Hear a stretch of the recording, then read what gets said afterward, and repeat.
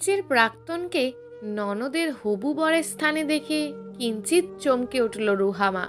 বুকের ভিতর এক অজানা উচ্চাটন শুরু হলো। এই উচ্চাটনের অনুভূতিটা বড্ড নতুন।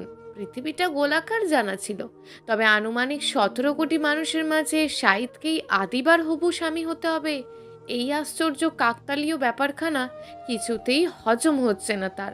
শাহিদ রোহামার স্বামীর অফিসে কাজ করে, ভালো ছেলে বলে তার সুনাম আছে, তাই নিজের বোনের সাথে এই বিয়ের সম্বন্ধ করে সে। কিন্তু সেই ভালো ছেলেটি তার স্ত্রীর প্রাক্তন হবে সেটা কে জানতো?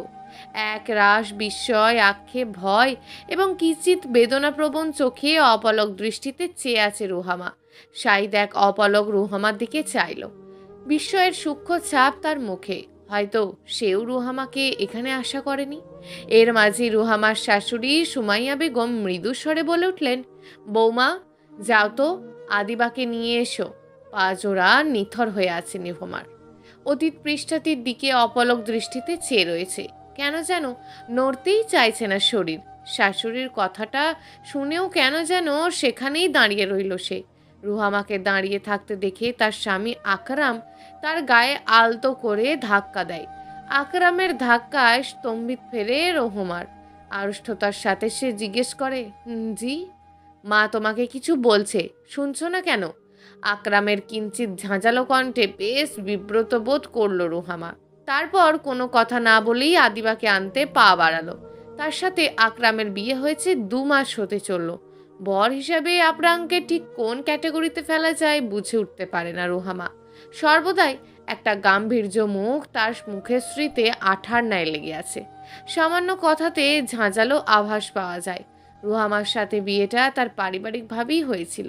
বাবা মায়ের বাধ্য কন্যা হিসাবে এই গম্ভীর মানুষটাকে বিয়ে করার সময় কোনো আপত্তি জানায়নি রুহামা, কারণ সে প্রায় গল্পে পড়তো বর নামক মানুষগুলো গম্ভীর হয়। তারা বাহিরে যেমন নারকেলের ন্যায় শক্ত, ভিতরে শাঁসের ন্যায় নরম। কিন্তু আকরামের ক্ষেত্রে কথাটা প্রযোজ্য নয়, সে ভিতরেও বাহিরের ন্যায় কঠিন। তাই তো তার কথাগুলো শুরুটা হয়, রুহামা, তুমি এমন কেন? কোনো কিছুই কি তোমার দ্বারা ঠিক করে হয় না? আর শেষ হয়, আমার এগুলো একেবারেই সহ্য হয় না। এই জন্যই মাকে বলেছিলাম বয়সের ছোট মেয়েকে বিয়ে দিও না আমার সাথে। হ্যাঁ, আকরাম তার থেকে বেশ বড়, সরকারি চাকরিওয়ালা বিধায় বাবা তার বয়সটাকে অগ্রাহ্যই করেছেন। রুহামা তাইও করেছে। বয়স দিয়ে কি হবে? মানুষটি মনের বয়সের মিল হলেই চলবে। আদিবা একটি সবুজ শাড়ি পরেছে, লম্বা চুলগুলো খোপায় বেঁধেছে, মেয়েটাকে খুব সুন্দর লাগছে। হালকা সাজসজ্জায় একেবারে উপন্যাসের নায়িকাদের ন্যায় ঠেকেছে রুহামার কাছে। মৃদু হেসে বলল, চলো ননদিনী, মা ডাকছেন। আমায় কেমন লাগছে গো ভাবি? খুব সুন্দর। পাত্রপক্ষ চোখই সরাতে পারবে না। তাকে দেখেছো? আদিবা ঈষৎ লাজুক স্বরে কথাটি বলল। প্রশ্নটি খুব কঠিন নয়, কিন্তু কেন যেন রুহামার প্রচ্ছন্ন হৃদয়ে কৃষ্ণমেঘেরা হানা দিল। হ্যাঁ, দেখেছে। শাহিদের প্রসন্ন মুখখানা নজর এড়ায়নি রুহামার। শাহিদের সাথে রুহামার বিচ্ছেদটা ঠিক কবে হয়েছিল মনে পড়ছে না তার। তবে এটুকু মনে আছে, সেদিন খুব কেঁদেছিল রুহামা। কাঁদবে নাই বা কেন? প্রথম প্রেম বলে কথা। এখন শাহিদের স্মৃতিগুলো ঝাপসা হলেও তখন জীবন্ত ছিল। মাছ কাটলেও এতটা যন্ত্রণা হয় না যতটা আশায় টইটুম্বর হৃদয় ভাঙলে হয়। সূক্ষ্ম চিনচিনে অসহ্য যন্ত্রণা। কি হলো বাবি, বলো? হ্যাঁ, দেখেছি। কেমন দেখতে? ছবির মতোই? ঠিক বলতে পারছি না, কারণ আমি ছবিটি দেখিনি। মেকি হাসি প্রলেপ লেপটে কথাটি বলল রুহামা। আদিবা তখন এক রাশ বিস্ময় নিয়ে শোধালো, কেন? তোমার ভাইয়ের কাছে চাইতে কড়া সরে জিজ্ঞেস করলেন, তুমি জেনে কি করবে? প্রশ্নের উত্তর আমার কাছে ছিল না, তাই দ্বিতীয়বার আর চাইনি। আসলেই তো আমি দেখি কি করব। বারে, তোমার কোনো মতামত নেই? আছে, তবে প্রযোজ্য কিনা বুঝতে পারছি না। বাদ দাও আমার কথা, মা ডাকছেন, চলো, নয়তো মহারাজের হুঙ্কার শুনতে হবে। ভাইয়াকে খুব ভয় পাও, তাই না? রোহামা উত্তর দিল না, কারণ সে উত্তরটি নিজেও জানে না। আকরামকে সে ভয় পায় কিনা তার ঠিক জানা নেই, তবে বেশ শ্রদ্ধা করে সে। আকরামের ছোট 3টে বোন, আদিবা ব্যতীত বড় দুজনের বিয়ে হয়ে গিয়েছে। একজন থাকে শহরে, ছেলের পরীক্ষা বিদায় আসতে পারল না, আর আরেকজন থাকে দেশের বাইরে। প্রতি বছর দেশে আসার কথা থাকলেও এই মহামারীর জন্য আসতে পারছে না। বর্ডার এই খোলা তো এই বন্ধ। তাই এই মহামারীর অন্ত হলেই আফিয়া দেশে আসবে। বোনেদের বিয়ে দেওয়ার জন্য নিজের সংসারের কথা সে চিন্তা করেনি। অবশেষে সুমাইয়া বেগমের জোড়াজুড়ির কাছে নতমস্তক হতে হলো তার। বিয়ে করতে হলো নিজের থেকে 9 বছরের ছোট রুহামাকে। রুহামার মাঝে মাঝে মনে হয় লোকটি হয়তো বয়সের ব্যবধানের জন্য রুহামাকে বুঝতে পারে না। এটা অবশ্য ভুল নয়, সময় পাল্টাচ্ছে। রুহামা নিজেই তার একাদশ শ্রেণীতে পড়া বোনের সাথে নিজের চিন্তাধারার কোনো মিল পায় না। আদিবাকে তার শাশুড়ি আংটি পরিয়ে দিল। রুহামা অপলক দৃষ্টিতে তাকিয়ে রইল শাহিদের ঈষৎ বিব্রত মুখ পানে। রুহামাকে দেখবার পরই তার প্রসন্নতা ঢাকা পড়েছে আড়ষ্টতার আড়ালে। এইভাবে বিয়ের প্রতিশ্রুতি দিয়ে একটা সময় রুহামাকেও দিয়েছিল সে। সম্পর্কের সময়ে প্রায় রুহামা তাকে শুধাতো, আমাদের বিয়ে হবে তো? আমাদের রূপকথার ইতি সুন্দর হবে তো? শাহিদ হেসে বলতো, না হলে আমি তো আছি। হ্যাঁ, সে ছিল অবশ্য, কিন্তু এখন সব অতীত। এখন রুহামার ভবিষ্যৎ কেবল গম্ভীর আকরাম। পাত্রপক্ষ এবার উঠে দাঁড়ালো। তারা বাসার জন্য রওনা দেবে। সন্ধ্যা নামার আগেই তারা রওনা দেবে। সুমাইয়া বেগমের বয়স হওয়ার কারণে তিনি গেট অবধি এগিয়ে দিতে গেলেন না। তার বদলে আকরাম এবং রুহামাই পাত্রপক্ষকে গেট অবধি এগিয়ে দিতে লাগলো। সিএনজিতে ওঠার পর যেই সিএনজি চালক গাড়ি ছাড়বে, তখনই তাকে থামতে বলল শাহিদ। সিএনজি থেকে নেমে পকেট হাতড়ে থাকলো সে। আকরাম শাহিদের এরূপ কার্য দেখে জিজ্ঞেস করলো, কি হয়েছে শাহিদ ভাই? আমার মোবাইলটা বোধহয় আপনাদের সোফায় ফেলে এসেছি। তুমি দাঁড়াও, আমি নিয়ে আসছি। আকরাম লিফটে উঠল।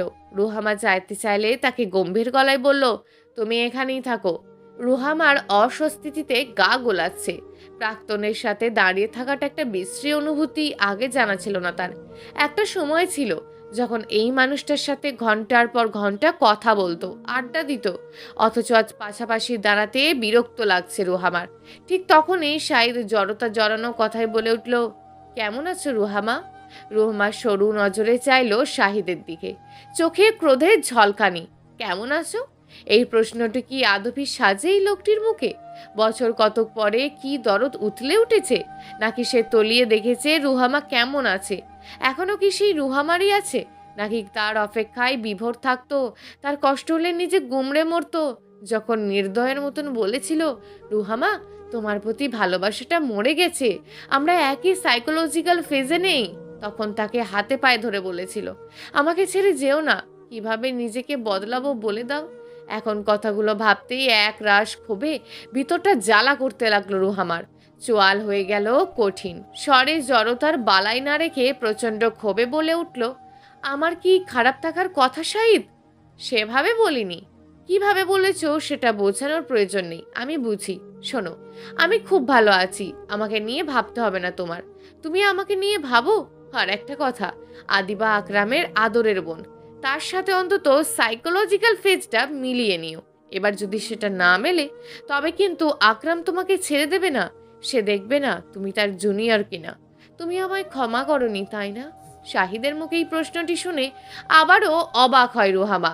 সে শাহিদকে ক্ষমা করেনি বললে ভুল হবে। ক্ষমা সে বহু পূর্বেই করেছে, কিন্তু প্রাক্তনের সাথে এক অযাচিত তিক্ততা জড়িয়ে আছে।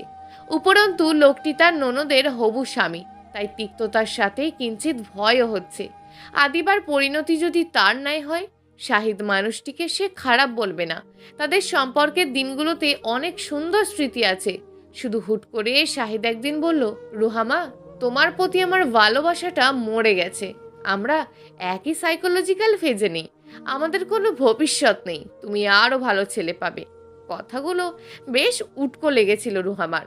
সেদিন ভেঙে গিয়েছিল সে। রুহামা চায় না আদিবার সাথে এমন কিছু হোক, তাই শাহিদের প্রতি এমন বৈরী আচরণ। রুহামা একটা ছোট্ট নিঃশ্বাস নিয়ে গোপন করে বলল, অতীতের মানুষ কিছু ভুল করে, তুমিও করেছো, আমিও। সেই ভুল শুধরে নেওয়াই বুদ্ধিমানের। আমি আকরামের সাথে সুখে আছি, তুমি আদিবাকে সুখে রাখার চিন্তা করলেই ভালো। এখানে দুটো মানুষের জীবন নয়, দুটো পরিবার জড়িত। এটা বিয়ে, কোনো প্রেম নামক সস্তা রিলেশন নয়। আশা করি বুঝেছ। ঠান্ডা গলায় কথাগুলো বলল রুহামা। রুহামার কথাগুলো শুনে ঈষৎ অবাক হয় শাহিদ। ছেলে মানুষ রুহামার ঝলক নেই আজ, এ যেন পূর্ণাঙ্গ রমণী। শাহিদের মনে এক অজানা আক্ষেপ হাতছানি দিল। রুহামা কথাগুলো বলেই ঘুরে দেখালো, আর দাঁড়িয়ে থাকা সম্ভব না। তখনই নজরে পড়ল আকরাম তার পিছনে দাঁড়িয়ে আছে। আকরামের চোখজোড়া রক্তিম হয়ে আছে। চোখজোড়ায় চোখ রাখতে ভিতরটা কেঁপে উঠল রুহামার। কিছু বলবে তার আগেই আকরাম হনহন করে এগিয়ে এলো তার দিকে এবং শাহিদের দিকে। আকরাম ওপর থেকে কখন ফিরে এসেছে জানা নেই তার। কথাগুলো বলার সময় পারিপার্শ্বিক জ্ঞান ছিল না রুহামার। এই কথোপকথনে ঠিক কতটুকু আকরাম শুনেছে তার জানা নেই। তবে আকরামের মুখভাবে ভালো কিছু আভাস পেল না রুহামা, বরং ঈষৎ ভয় তাকে নাড়া দিচ্ছে। ভয় পাওয়ার কোনো কারণ অবশ্য নেই। শাহিদের সাথে তার কথোপকথন অমার্জিত বা সন্দেহজনক ছিল না, কিন্তু ওই যে একটা তিক্ত শব্দ প্রাক্তন জড়িয়ে আছে শাহিদের সাথে। সুতরাং আকরাম ক্রোধিত হলেও অনুচিত হবে না। রুহামা এবার শাহিদের মুখের দিকে তাকালো। সে ঘেমে নিয়ে একসার হয়ে আছে। মাঘের প্রচণ্ড শীতেও তার কপাল ঘামের পরদ।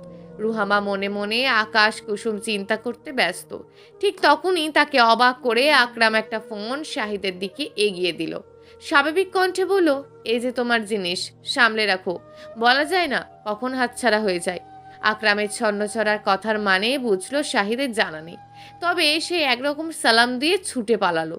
শাহিদ চলে যাওয়ার পর আকরাম এক মুহূর্ত সেখানে দাঁড়ালো না। হনহন করে লিফটে উঠে পড়ল। রুহামাও পিছু নিল। আড়ষ্টতায় জবুথবু হয়ে রয়েছে সে। আকরামের থমথমে মুখখানা আরো বেশি অস্বস্তিতে ফেলেছে তাকে। তার মুখে একটাও কথা নেই। সে শুধু লিফটের নাম্বার প্লেটের দিকে চেয়ে আছে। পূর্বের ন্যায় তার চোয়াল শক্ত। কিভাবে কথাটা পারা যায় বুঝে উঠতে পারছে না রুহামা। হুট করেই তো বলা যায় না, আপনি কি সব শুনে ফেলেছেন? তাহলে প্রমাণিত হবে চোরের মন পুলিশ পুলিশ। কিন্তু রুহামা তো চোর নয়, সে চুরি করতে চায়ও না। লিফট থামলো গন্তব্যে। দরজা খুলল। রুহামা বেরিয়ে যেতে উদ্যত হলেই আকরাম চাপা স্বরে বলল, স্ত্রীদের কিছু জিনিস মস্তিষ্কে রাখা উচিত।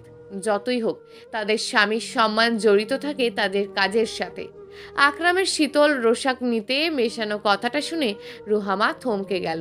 সে অবাক নয়নে তাকালো আকরামের মুখশ্রীর দিকে। আকরাম কি তবে তার এবং শাহিদের কথোপকথন শুনে তাকে ভুল বুঝল? রুহামা কিছু বলার আগেই আকরাম লিফটে থেকে বেরিয়ে গেল। হনন করে বাসায় প্রবেশ করলো সে। রুহামা একটা ছোট্ট নিঃশ্বাস গোপন করে নিল। মনেও স্থির করলো আকরামের সাথে আর লুকোচুরি নয়, এবার সরাসরি কথাগুলো বলবে সে। রাতে খাওয়া দাওয়ার পালা শেষ। আদিবা বারবার তার হাতে অনামিকার দিকে তাকিয়ে আছে। মনের মাঝে হাজারো প্রজাপতি ডানা মেলেছে তার। শাহিদ নামক ব্যক্তিটিকে বেশ মনে ধরে 22 বছরের মেয়েটির। রুহামা ননদের এইরূপ কাজ দেখে কেবলই হাসে। মেয়েটার প্রসন্ন মুখখানায় এক শীতল শান্তি আছে। বিয়ের পর থেকে এই মেয়েটির সাথেই ভালো বোঝাপড়া হয়েছে তার। সমবয়সী হওয়ার দরুন তাদের চিন্তাধারাগুলো বড্ড মিল। মন খুলে মেয়েটির সাথে কথা বলা যায়, হাসা যায়, আবার মন খারাপ হলে তার কাছে কাঁদাও যায়। আদিবা অজান্তেই রুহামার সখীতে পরিণত হয়েছে। নিজের ছোট্ট বোনের ন্যায় তাকে সোহাগ করে রুহামা। সেজন্যই ভয়টা বেশি। যদিও এই বিয়েটা পারিবারিক সম্মতিতে, এখানে অনেক মানুষের পছন্দ অপছন্দ জড়িত, তবুও ঘরপোড়া গরু তো সিঁদুরে মেঘ দেখলেই ভয় পায়। রুহামা মনে মনে ঠিক করলো সে আকরামের সাথে কথা বলবে। বিয়ে তো হাজারবার হবে না, একবারই হবে, তাই ভেবে চিনতে আগানোটাই বুদ্ধিমানের। আকরাম আদিবার অভিভাবক, তাই তাকে জানিয়ে রাখলে সে উচিত সিদ্ধান্ত নিতে ফেলবে। নিজের ঘরে আকরাম ফাইলপত্র নিয়ে বসেছে। অফিসের রেজিস্ট্রার সে। তার বন্ধুর একটা জমির কিছু কাগজ ঘাপলা হয়েছে। বন্ধু হিসেবে তাকে সাহায্য করা আকরামের দায়িত্ব, কিন্তু তাকেও অনেক কিছু মেপে কাজ করতে হয়। একটা ভুল সই জীবন দুর্বিষহ। এর মাঝে রুহামা দরজা ঠেলে ঘরে প্রবেশ করে। শাড়ির আঁচলে হাত মুছতে মুছতে বিছানায় বসলো সে। আকরাম আর চোখে এক নজর তার পানে চাইল, তারপর আবার ফাইলের কাজ করতে লাগলো। রুহামা একটু রয়েস হয়ে বলল, ঘুমাবে না? ঘুম আসলে ঘুমাবো। আকরাম পুনরায় ঈষৎ ঝাঁঝ মিশিয়ে উত্তর দিল। রুহামা কিছুক্ষণ চুপ করে থাকলো। শব্দগুলো কিভাবে উপস্থাপন করবে সাজিয়ে নিল। তারপর বলল, শাহিদ নামক ছেলেটিকে তুমি কবে থেকে চেনো? রুহামার প্রশ্নে ফাইল থেকে মাথা তুলে চাইল আকরাম। তার ভুরু যুগল কঞ্চিত হয়ে এক বিন্দুতে মিলিত হয়েছে। সন্দিহান দৃষ্টি তাক করে আছে। অন্য সময় হলে রুহামা এ কথাই এগোতো না, কিন্তু আজ না গিয়ে পারছে না। আদিবার ভবিষ্যতের কথা। রুহামা থেমে থেমে বলল, আসলে বিয়ে শাদির ব্যাপার একটু খতিয়ে না দেখলে পরে আফসোসের সীমা থাকে না, তাই জিজ্ঞেস করছিলাম। আদিবার কথা তুমি ভাবো? এ কেমন অবান্তর প্রশ্ন! না ভাবার কি রয়েছে? সে আমার ননদ, আমি তাকে ছোট বোনের মতন স্নেহ করি।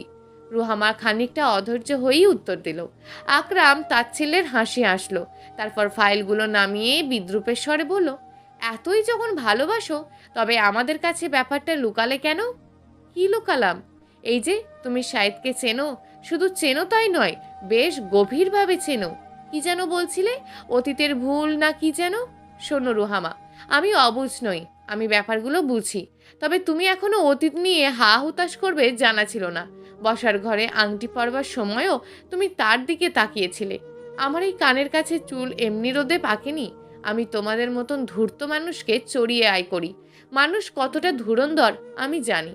তাই তোমাকে আবারও বলছি, আমার স্ত্রী হিসাবে আমার সাথে তোমার নামটা জড়িয়ে আছে। যা করবে ভেবে চিন্তে করবে। অবশ্য তোমার মতন বাচ্চা মেয়ের কাছে কি বা আশা করা যায়? আকরামের গম্ভীর কণ্ঠে কথাগুলো যেন অপমানের চেয়ে দুঃখ বেশি দিল। বুকে বিষাদের জোয়ার বয়ে আনলো এই কটা কথা। আকাশ পাতাল ভেঙে কান্নার চোখের কাছে এসে ভিড় জমালো। অবশেষে কিনা মানুষটা তাকে ভুল বুঝলো। রুহামার কথাগুলো এলোমেলো হয়ে যাচ্ছে, কণ্ঠে দলা পাকানো কষ্ট এসে জানান দিচ্ছে, কিন্তু ছেলে মানুষের মতন কাঁদবে না সে। আকরামের ভুল ভাঙানো বেশি জরুরি এখন। বেশ কষ্টে কান্না রোধ করে বলল, আপনি আমায় ভুল বুঝছেন। আমি এমন কোনো কাজ করিনি যা আপনার সম্মানে আঘাত হানে। হ্যাঁ, শাহিদের সাথে আমার সম্পর্ক ছিল, কিন্তু তা বছর পেরিয়েছে। তার প্রতি আমার কোনো অনুভূতি নেই। যা আছে তা শুধু কিছু ক্ষত, কিছু আক্ষেপ, কিছু প্রিয় অপ্রিয় ঝাপসা স্মৃতি। যতই হোক, অবুঝ মনটা ভালোবেসেছিল একটা সময়। তবে এতটা দুর্বল নই যে মরীচিকার পিছনে ছুটব। আপনার সাথে আমার বিয়ের সত্যতাকে অস্বীকার করব না। আমি চিন্তিত আদিবাকে নিয়ে। মেয়েটি শাহিদকে পছন্দ করে। মানুষ একবার যা করে পুনরায় সেই কাজটা করার প্রবৃত্তি থাকে। শাহিদ আমাকে হুট করেই তার জীবন থেকে বিলীন করে দিয়েছিল। তাই সে যে আদিবার সাথেও এমন কিছু করবে না, সেই চিন্তাটাই আমার ভিতরে বারবার ঘুরপাক খাচ্ছে। জানি আপনার পছন্দের ওপর আঙুল তুলছি, কিন্তু এই সারাটা জীবনের ব্যাপার। এখন বাকিটুকু আপনার ইচ্ছে। অনেকগুলো কথা বলল রুহামা। তার ভিতরটা তীব্র যন্ত্রণায় ছেয়ে গেছে। আকরাম নামক গম্ভীর মানুষটার চোখে নিজের প্রতি অবিশ্বাস সহ্য হলো না তার। সে তড়িৎ গতিতে বাথরুমের দিকে চলে গেল। আকরামের সামনে কাঁদতে বড্ড লজ্জা লাগছে। আকরাম কিছু বলল না, শুধু এক রাত চিন্তা নিয়ে তাকিয়ে রইল সে। মুখ হাত ভালো করে ধুয়ে আকরামের পাশেই শুয়ে পড়ল রুহামা। আকরাম তার ফাইল দেখার কাজ চালিয়ে গেল। রুহামা দ্বিতীয়বার তাকালো না আকরামের দিকে। মাথা ব্যথা করছে, কান্না করলেই তার মাথা ব্যথা করে, তখন বড্ড ঘুম পায়। তাই মিনিট বিশেকের মাঝেই তলিয়ে পড়ল সে ঘুমে। গভীর রাতে অনুভব করলো একজোড়া পুরুষালী হাত তাকে শক্ত করে বেষ্টনীবদ্ধ করে রেখেছে। রুহামার চোখ খুলল না। এই হাতজোড়া কার সেটা তার জানা। 3 দিন পর বিকালে আদিবার মাথা আছড়ে দিচ্ছিল রুহামা। মেয়েটা বড্ড আলসে, কিছুতেই চুল বাঁধতে চায় না। 2 দিন পর বিয়ে হবে, এখনো এত গা ছাড়া ভাব। এই তো রুহামা দিব্যি একা হাতে সংসার সামলাচ্ছে। হ্যাঁ, সে নিপুণ নয়, তবে একেবারে অকম্মাও নয়। প্রতিদিন ভুল করে আবার শেখে। এভাবেই 2 মাস কেটেছে তার। এর মাঝে কলিং বেল বাজে। আদিবাকে বসতে বলে নিজেই উঠে যায় রুহামা। দরজা খুলতেই হনহন করে ঢোকে আকরাম। আকরাম এত তাড়াতাড়ি ঘরে ফেরে না। ফিরতে ফিরতে 7টা বাজে, কিন্তু আজ ব্যতিক্রম। উপরন্তু তার মুখ লাল হয়ে আছে, যেন একদলা অগ্নিলাবা সে নিজের ভিতর আটকে রেখেছে। সুমাইয়া বেগম ছেলেকে দেখে রুহামাকে বলল, বৌমা, ওকে পানি দাও, কেমন হাঁপাচ্ছে দেখো। রুহাম্মা বিলম্ব করল না, পানি নিয়ে আসলো তখনই। আকরাম এবার মুখ খুলল, কিন্তু যা বলল তার জন্য সুমাইয়া বেগম প্রস্তুত ছিলেন না। সাইদের মাকে ফোন করে জানিয়ে দাও মা, এই বিয়ে হবে না। আকরামের কথা শুনে সুমাইয়া বেগম যেন আকাশ থেকে পড়লেন।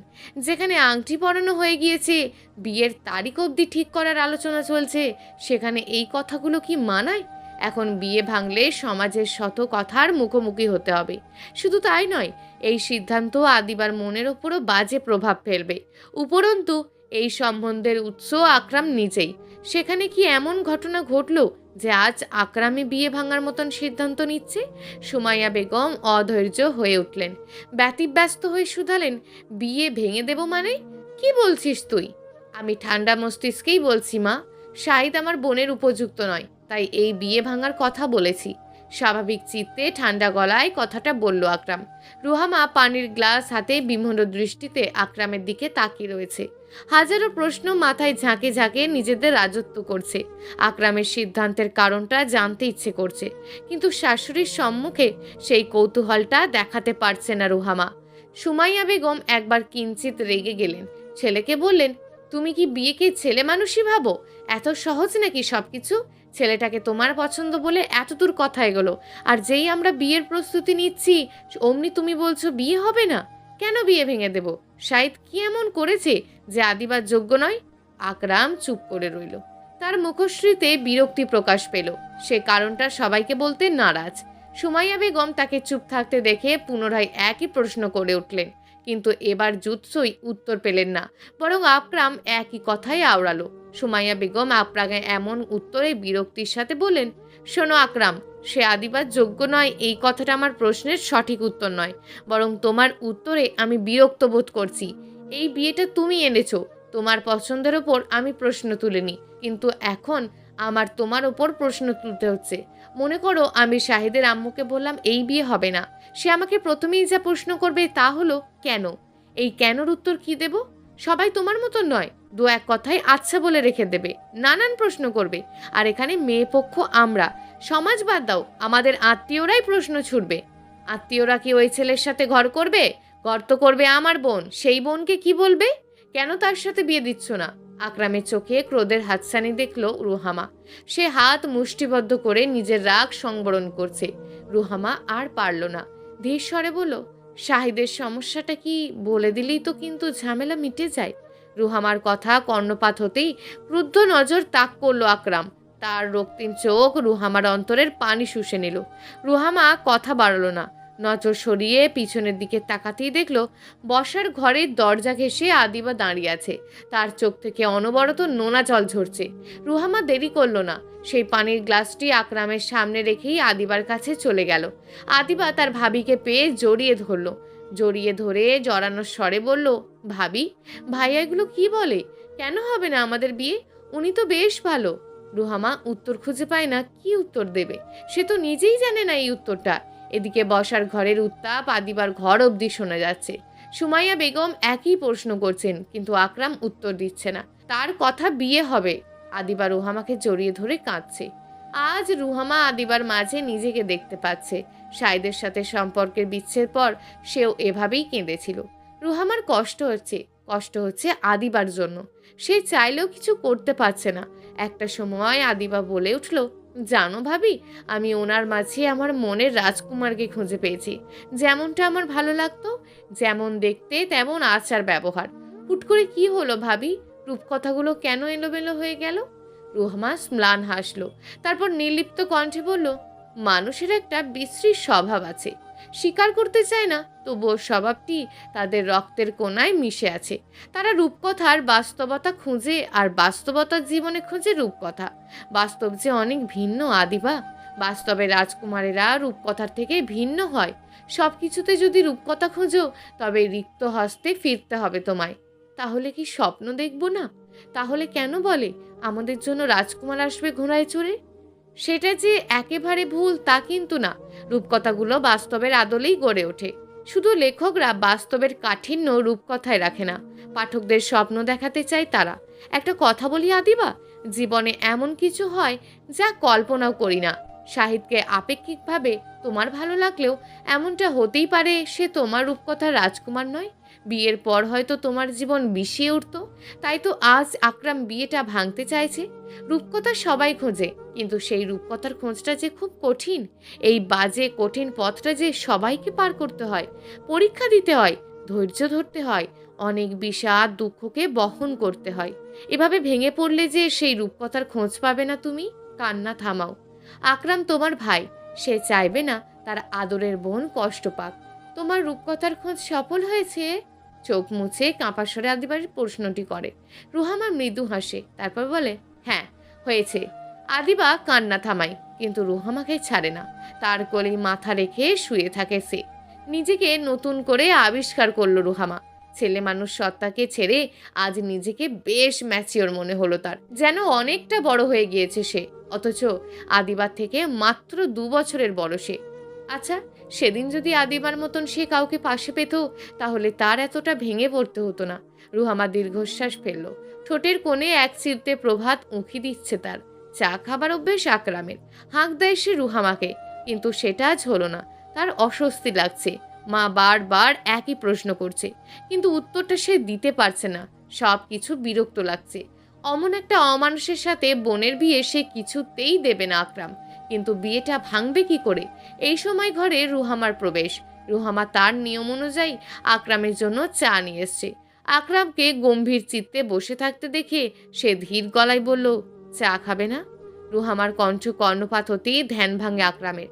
চাটা হাতে নেয়। রুহামা মনে মনে সাজালো আকরামকে কিভাবে প্রশ্ন করবে। তার উপরে শাশুড়ি গুরুদায়িত্ব দিয়েছেন। তিনি তো জানেন না যে মানুষ তার মাকেই উত্তর দেয়নি রুহামাকে ছাই কিছু বলবে। তবুও চেষ্টা করবে রুহামা। আদিবারও জানার উচিত ব্যাপারটা, নয়তো খামোখা ভাইয়ের ওপর অভিমান করবে সে। রুহামা দীর্ঘশ্বাস ফেলল। সাহস জুগিয়ে শোধালো, শাহিদের সাথে বিয়েটা ভেঙে দিতে চাইছেন কেন? একটা জুৎসই কারণ ছাড়া মা তো এগোতে পারছেন না। তুমি সত্যিই শুনতে চাও? চায়ের কাপে চুমুক দিতে দিতে গম্ভীর গলায় উল্টো প্রশ্ন ছুঁড়ে দিল আকরাম। রুহামা কিছুটা ভরকালেও পিছু পা হলো না। সাহস করে বলল, হ্যাঁ শুনতে চাইছি আমি। তবে শোনো, আমি আমার বোনের সাথে এমন কোনো ছেলের বিয়ে দেব না যে আগে অন্য মেয়ের সাথে শারীরিক সম্পর্ক করার দাবি করে। আর সেই অন্য মেয়েটি যদি আমার স্ত্রী হয়, তাহলে একজন স্বামী হিসাবে সেই ছেলেটিকে মেরে ফেলতে ইচ্ছে করে। বিয়ে তো অনেক দূরের কথা। এবার তুমি বলো, এই উত্তরটা মাকে কিভাবে দেব? আকরাম চায়ের কাপটি পাশের টেবিলে রাখলো। তার মুখভাব বদলালো না। সে অপেক্ষা করছে রুহামার প্রতিক্রিয়ার। অপরদিকে আকরামের শীতল কণ্ঠে বলা কথাগুলো মস্তিষ্কে স্নায়ুকোষে পৌঁছাতে সময় লাগলো রুহামার। বিমূঢ় দৃষ্টিতে তাকিয়ে রইল সে। যখন কথাটি বুঝলো, তখন সে নিজেকে সামলে রাখতে পারল না। ধপ করে বিছানায় বসে পড়ল। মাথাটা ফাঁকা লাগছে। মস্তিষ্কে কিছু সাজাতে প্রচণ্ড কষ্ট হচ্ছে তার। চেষ্টা করেও নিজেকে শান্ত করতে পারছে না সে। গলার কাছে এসে সব কথাগুলো যেন দলা পাকাচ্ছে। রুহামা অতি কষ্টে বলল, মিথ্যে কথা। আমাকে এত বড় একটা অপবাদ দিচ্ছেন কি করে আপনি? সাইদের সাথে আমার একটা প্রেমের সম্পর্ক ছিল, কিন্তু আমি কোনো পাপ করিনি। রুহামা বলতে বলতেই কেঁদে ফেলল। নিজেকে শান্ত রাখা তার পক্ষে অসম্ভব। তার ভিতরটা ভেঙে যাচ্ছে। এত বড় অপবাদ সহ্য করা কোনো নারীর পক্ষেই হয়তো সম্ভব না। এমন অপবাদ কোনো স্বামী মেনে নেবে না। কিন্তু রুহামা করবেই বা কি? পুরুষ শাসিত সমাজে নারীর আর্তনাদ কেউ কি শোনে? রুহামা কাঁদছে। ভিতরটা তোলপাড় হয়ে যাচ্ছে তার। বারংবার একই কথা বলছে, এটা মিথ্যে, এটা মিথ্যে। হঠাৎ অনুভূতি হলো একজোলা পুরুষালী হাত তাকে বেষ্টনীবদ্ধ করলো। আলতো করে আগলে তাকে বক্ষস্থলে নিবিড়ভাবে লেপ্টে রইল আকরাম। গম্ভীর আকরামের এমন কাজ রুহামাকে চমকে দিল। পাথরের বুকে ফুল ফোটে, হয়তো ফোটে। দুর্লভ হলেও ঘটনাটি অসম্ভব নয়। সেই ফুলগুলো স্নিগ্ধ হয় আকরামের সংস্পর্শের নেয়। আকরাম কণ্ঠ নরম করলো, তারপর বলল, আমি জানি এই অপবাদটি মিথ্যে। আকরামের কথাটা শুনে রুহামা মাথা তুলে বলল, আপনি জানেন? তাহলে আপনি সেই কথাগুলো বললেন কেন? আকরাম ছোট্ট একটা নিঃশ্বাস গোপন করলো। তারপর রুহামাকে আজ দুপুরের সকল কথাগুলো খুলে বলল। দুপুরবেলা লাঞ্চের পর অফিস থেকে বেরিয়েছে আকরাম। আজ কাজের চাপটা অনেক বেশি ছিল। একের পর এক জমির রেজিস্ট্রির কাজ করছে সে। কদিন ধরে ভিতরে ভিতরে খুব প্রেসারে রয়েছে সে। রুহামার কথাগুলো ফেলে দেওয়ার মতন নয়। যতই হোক, নিজের বোনের ভবিষ্যৎ। একটা ভুল সিদ্ধান্ত তার পুরো জীবনকে তছনছ করে দেবে। কিন্তু সে সাইদের সাথে কথা বলার সাহস করে উঠতে পারছে না। তিক্ত ব্যাপারটা নিয়ে খুব বেশি নাড়াচাড়াও করতে পারছে না সে। সাইদকে সরাসরি জিজ্ঞেস করাটা তার মতন মানুষকে মানায় না। আর বলবেই বা কি? আমার বউয়ের সাথে পূর্বের ন্যায় সম্পর্কের ভাঙনের কারণ কি?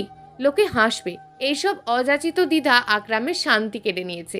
শাহিদ এখনও সাব রেজিস্ট্রার হিসাবে বছরখানেক হয়েছে জয়েন করেছে, কিন্তু ছেলেটা খুব কাজে পটু। তাই আকরামের সাথে তার সম্পর্কটা বেশ দৃঢ়। 1 বছরের সম্পর্ক আজ কেমন যেন এলোমেলো হয়ে ঠেকেছে আকরামের কাছে। নিজের স্ত্রী প্রাক্তনের সাথে প্রতিদিনই দেখা হচ্ছে। কথাটা যতটা সহজ উপায়ে বলা যায়, অনুভূতিটা এতটা সরল নয়। এক অজানা ক্ষোভ, জ্বলন, ঈর্ষা নিবৃত্ত মনকে দগ্ধ করতে থাকে। তাই অবশেষে নিজের বন্ধু রবিনের কাছ থেকে সাহায্য চেয়েছে আকরাম। রবিন একজন কাউন্সিলর। সে মানসিক বিভিন্ন সমস্যা নিয়ে মানুষকে কাউন্সেলিং করে। রবিনই আকরামকে বুদ্ধি দিয়েছে যেন শাহিদকে ঘুরিয়ে পেঁচিয়ে রিলেশন, হাবিজাবি এসব নিয়ে প্রশ্ন করে। আদিবাকে তার কেমন লাগে সেই ব্যাপারগুলো খতিয়ে দেখতে। আকরামও তার বুদ্ধিতে সম্মতি প্রকাশ করে, কিন্তু শাহিদ আজ অফিসেই আসেনি। তাই তাড়াতাড়ি বেরিয়ে পড়েছে আকরাম। বাসায় গিয়ে খানিকক্ষণ ভাবতে হবে কিভাবে শাহিদের সাথে কথা বলা যায়। এরই মাঝে একটা ফোন আসে আকরামের নিকট। আকরামের যে বন্ধুটি তার নিকট সাহায্য চেয়েছিল জমির ব্যাপারে, সে তার সাথে দেখা করতে চায়। অনেক জোরাজুরির পর অবশেষে আকরাম তার সাথে দেখা করার জন্য রাজি হয়। রেস্টুরেন্টে বসে আছে আকরাম। তার বন্ধুটি আসতে একটু দেরি হবে। একেই বিরক্ত লাগছে, উপরন্তু একা একা বসে থাকতে থাকতে মেজাজ খানিকটা বিগড়ে গেল আকরামের। সে একটু পর পর ঘড়ি দেখছে এবং এদিক ওদিক নজর ঘোরাতে লাগলো আকরাম। হঠাৎ তার নজর আটকে গেল একটা টেবিলের দিকে। অপলক দৃষ্টিতে তাকিয়ে রইল সে। শাহিদ একটা মেয়ের সাথে সেই টেবিলে বসে রয়েছে। শুধু তাই নয়, তাদের দুজনের ঘনিষ্ঠতা অনেক প্রশ্নের জন্ম দিল আকরামের মনে। আকরামের ইচ্ছে হচ্ছিল এখনই শাহিদকে প্রশ্নবিদ্ধ করতে, কিন্তু পাবলিক প্লেসে সিন ক্রিয়েট করতে নারাজ সে। তাই সে মনে একটা ফোন দিয়ে আঁটে শাহিদকে পিছু নিবে। মেয়েটির সাথে তার সম্পর্কের রহস্য উদ্ভাবন করবে সে। তাই শাহিদরা উঠলেই আকরামও রেস্টুরেন্টের থেকে বেরিয়ে পড়ে। আকরামের পরিকল্পনা অনুযায়ী সে শাহিদের পিছু নেয়। খুব ধৈর্য ধরে আকরাম তার পিছু পিছু যায়। একটা সময় তাদের একটা হোটেলে প্রবেশ করতে দেখে সে। তারা রিসেপশন থেকে একটা রুমের চাবি নিয়ে ওপরে চলে যায়। শাহিদরা চলে যাওয়ার পর আকরাম রিসেপশনিস্টকে জিজ্ঞেস করে। প্রথমে না বলতে চাইলেও পরে কিছু টাকা পয়সা নিয়ে আকরাম রুম নাম্বারটি নেয়। নিজেকে আর সংযত রাখতে পারেনি আকরাম। গিয়ে নক করে বসে রুমে। বেশ কিছু সময় কড়া নাড়ানোর পর অবশেষে শাহিদ দরজা খোলে। আকরামকে দেখে ভূত দেখার মতন ভয় পেয়ে যায় সে। আমতা আমতা করে বলে, ভাই আপনি? আকরাম নিজেকে সংযত রাখতে পারে না। শাহিদের কলার চেপে ধরে সে। রাগ সামলাতে না পেরে 3-4 খিল ঘুষিও দিয়ে বসে। আমি তোকে প্রশ্ন করেছি, তুই এখানে কি করছিস? এই তোর অসুখ? তুই নে জ্বরে মাথা তুলতে পারছিস না? তাহলে এগুলো কি? ভাই আমার কথা শোনেন। চুপ। কি শুনবো? কি করছিস এই মেয়েটার সাথে এই রুমে? ছি, ভাবতেই লজ্জা করছে। এমন একটা ছেলেকে আমি ভদ্র ভাবতাম। শুনে রাখ, তোর সাথে আমার বোনের বিয়ে তো দেবই না, সাথে তোর চাকরি কিভাবে থাকে সেটাও আমি দেখে নেব। আকরাম তাকে ছুঁড়ে ফেলে। তারপর শাহিদ আকুতি করে বলে, ভাই এমন করবেন না, ভুল হয়ে গেছে আমার। আমার চাকরি খাবেন না, নতুন চাকরি প্লিজ ভাই। তোদের মতন পুরুষের জন্য আমাদের নাম খারাপ হয়। তোকে শাস্তি না দেওয়া পর্যন্ত আমি শান্ত হব না। আকরামের রাগ আসমান ছুঁয়েছে, তাই আর এক মুহূর্তও দাঁড়াবে না। রুম থেকে বেরিয়ে যাওয়ার জন্য উদ্যত হতেই শাহিদ বলে উঠল, আপনি আমার ক্ষতি করলে আমিও আপনাকে ছেড়ে দেব না ভাই। কেমন লাগবে আপনার যখন সবাই জানবে রেজিস্ট্রার আকরাম আহমেদের বউ, এর শরীরের সকল অংশ তোমার চেনা? ভেবে দেখুন, সম্মান থাকবে তো আপনার? আমার চাকরি চলে গেলে আমার হয়তো খাবারের অভাব পড়বে, কিন্তু এই সমাজে মুখ দেখাতে পারবেন তো? আমার সাথে তার কেমন সম্পর্ক ছিল তা নিশ্চয়ই জানেন। সুতরাং আমাদের ঘনিষ্ঠতা কেমন তার প্রমাণ দেওয়া খুব কঠিন নয়।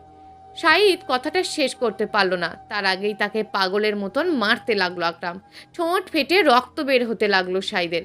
আকরাম দাঁতে দাঁত পিষে বলল, আমার রুহামার নামে একটা বাজে কথা বললে তোর লাশ যাবে বাসায়।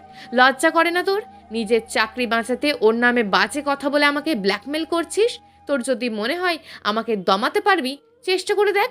এই পৃথিবীর আলো তোকে দেখাতে লাগবে না, বলে দিলাম। আকরামের মারের চোটে একটা সময় অচেতন হয়ে পড়ল শাহিদ। শাহিদের সাথে মেয়েটি ভয়ে কুঁকড়ে উঠল। সে অনুরোধ করতে লাগলো, হার মারবেন না ওকে, ছেড়ে দিন প্লিজ। মেয়েটির দিকে ক্রুদ্ধ দৃষ্টি প্রয়োগ করে শাহিদকে ছেড়ে দিল আকরাম। হাত জ্বলছে। কখনো কোনো মানুষকে পেটায়নি সে, কিন্তু কিছুতেই রাগ সংযত করতে পারেনি আজ। তারপর শাহিদকে হসপিটালে পাঠানোর ব্যবস্থা করে সে। সেখান থেকেই বাসায় আসে। আকরামের কথাগুলো শুনে রুহামা চাপা স্বরে বলে, ও মিথ্যে বলছিল, বিশ্বাস করেন আমি কখনোই ওর সাথে শারীরিক ঘনিষ্ঠতায় যাইনি। আমি জানি 2 মাস একটা নারীর সাথে থেকে কোনটা সত্য কোনটা মিথ্যা বোঝার ক্ষমতা আমার আছে রুহামা। তোমাকে বলেছিলাম না, মানুষ চড়িয়ে আমি খাই, শুধু এই শায়েতটাকেই বুঝতে পারিনি। আমি ওকে ছাড়বো না, এমন জঘন্য শাস্তি দেব দেখে নিও। কিন্তু মাকে আমি এই কথাগুলো বলতে পারছি না। যতই হোক, তার চোখে তোমার সম্মানহানি আমি মানতে পারবো না। রুহামা অবাক নয়নে তাকিয়ে আছে আকরামের দিকে। এ যেন এক অন্য আকরামকে দেখছে সে। বিষাদে ভরা মনে এক কুসুম প্রভাত উঁকি দিল। মনের মাঝে সকল জড়তা এক নিমেষেই গলে গেল যেন। রুহামা কৃতজ্ঞ কণ্ঠে বলল, আমাকে বিশ্বাস করেন আপনি? করি। আকরামের ঠোঁটে মৃদু হাসি। গম্ভীর আকরামকে আজ খুঁজে পেল না রুহামা, বরং এক অমায়িক মানুষকে নজরে পড়ল। এমন স্বামীর কল্পনাই তো করেছিল সে। হঠাৎ ঘরের দরজায় টোকা পড়ল। রুহামা নিজেকে সামলে নিল। আকরাম গাম্ভীর চোখে আবার বরণ করলো। জিজ্ঞেস করলো, কে? ভাই, পুলিশ এসেছে, তোমার সাথে কথা বলতে চাই। আদিবার কথাটি শোনার সাথে সাথেই ধক করে ওঠে রুহামার ভিতরটা। শাহিদ কি তবে পুলিশ পাঠালো? দুপুরে আকরামের রাগের মাথায় শাহিদকে মেরেছিল, সেটার শোধ তুলতে কি এই ব্যবস্থা করছে শাহিদ? আকরাম মিনিট দুয়েক চুপ করে থাকলো, তারপর বলল, ওনাদের বসতে বল, আমি আসছি। আদিবা চলে গেল। রুহামার বিবর্ণ মুখের দিকে এক পলক চেয়ে উঠে দাঁড়ালো আকরাম। মাথায় চিন্তা ঘুরপাক করছে না বললে ভুল হবে, কিন্তু ঘরের মধ্যে বসে থাকলে তো সমস্যার সমাধান হবে না। সাইদ যদি কোনো সমস্যা করে, তার সমাধানও আকরামের কাছে আছে। বসার ঘরে থানারসি বসে আছে। আকরামকে দেখে সে উঠে দাঁড়ালো। মৃদু হেসে বলল, স্যার ভালো আছেন? জি। তুমি কেমন আছো ইকবাল? হ্যাঁ ভালো স্যার, একটা কাজে আপনার নিকট এসছি। বলে ফেলো। সাইদুর রহমানের ব্যাপারে কিছু জানতে চাইতাম। আপনি হয়তো তাকে চেনেন। তফসিল অফিসারের সাব রেজিস্ট্রার হিসাবে কাজ করেন। সাইদুর রহমান নামটি শোনা মাত্র রুহুমার ভয় বেড়ে যায়। তবে কি সাইদি পুলিশ পাঠিয়েছে? ওসি ইকবাল আকরামের বেশ পরিচিত, তাই সে ঘাবড়ালো না। বেশ স্বাভাবিক ভঙ্গিতেই বলল, হ্যাঁ চিনি। কেন, কি হয়েছে? আসলে তার নামে ভূমিদস্যুতার কেস রয়েছে। আমরা এতকাল এই ব্যাপারে বেশ কয়েকটা রিপোর্ট পেয়েছি। আজ আমরা প্রমাণও পেয়েছি হাতে নাতে। সে বেশ কিছু টাকা খেয়ে এই কাজগুলো করে।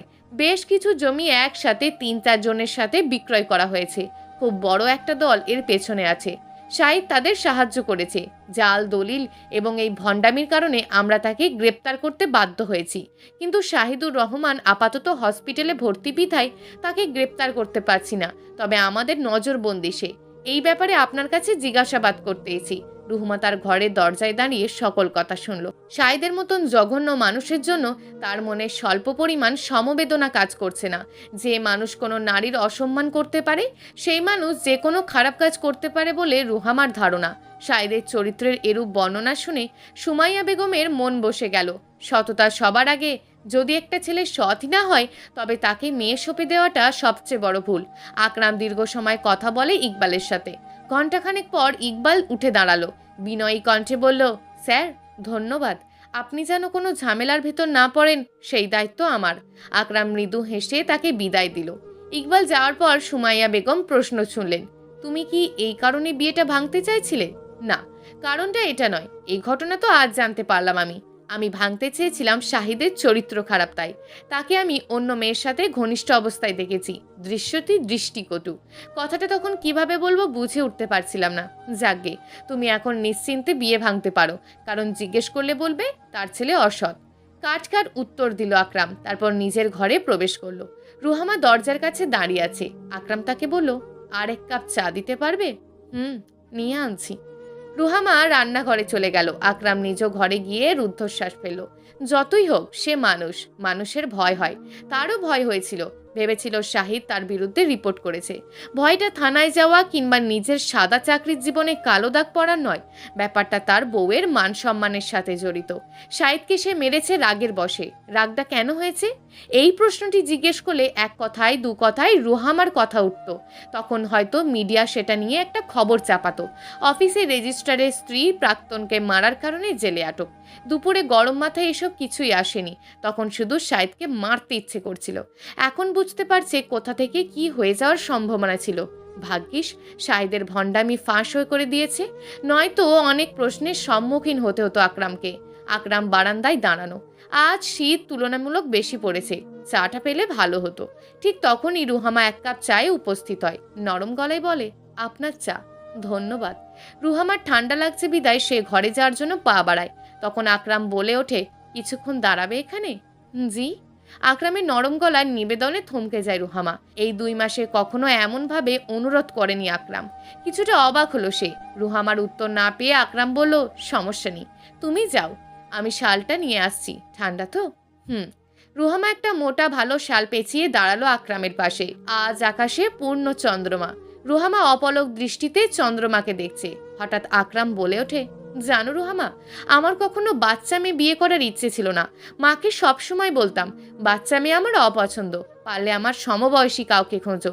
সেটার কারণ ছিল আমার এক বন্ধু তার থেকে ছোট একটি মেয়েকে বিয়ে করেছিল। তাদের মাঝে হাজারো অমত। একটা সময় তাদের বিচ্ছেদ ঘটে। সময় পাল্টাচ্ছে, আমি বড্ড সেকেলে মানুষটা। এখনকার জেনারেশনকে বুঝে উঠতে পারি না। তাদের পছন্দ অপছন্দ সব কিছুই কেমন যেন এলোমেলো ঠেকে আমার কাছে। ফলে আমারও পরিণতি আমার বন্ধুর মতন হবে। আমি বিচ্ছেদে খুব ভয় পাই। বিনা ছুরিঘাতে হত্যার মতন লাগে আমার কাছে। কিন্তু মা পছন্দ করলেন তোমাকে, 9 বছরের ছোট্ট একটা মেয়েকে। যখন তোমাকে প্রথম দেখেছিলাম না চাইতেই মন দিয়ে বসলাম। আসলে এই ভালোবাসা ভালো লাগা ব্যাপারগুলো তো নতুন আমার কাছে। তোমার সেই লাজুক চাহিনি, মৃদু হাসি এত স্নিগ্ধ লেগেছিল, কিন্তু এই অনুভূতির সাথে গাঢ় ভয়ও আমাকে তাড়া করছিল। তোমার কি আমার মতন বুড়ো লোককে ভালো লাগবে? আমি সুন্দর করে কথা বলতে পারি না, খ্যাটখ্যাট করি প্রচুর। আরও ভয় পেলাম যখন তোমার আড়ষ্ঠতা আমার নজরে পড়ল। ভেবেই নিলাম তুমি আমাকে পছন্দ করো না। কিন্তু সেদিন তুমি যখন বিনা জড়তায় আমাকে সাইদের কথাগুলো বললে, কেন যেন মনে হলো তুমি আমাকে একটু হলেও মনে জায়গা দিয়েছো। আজ যখন সাইদ তোমার নামে খারাপ কথা বলছিল, আমার একটুও ভালো লাগছিল না, বরং রাগ হচ্ছিল।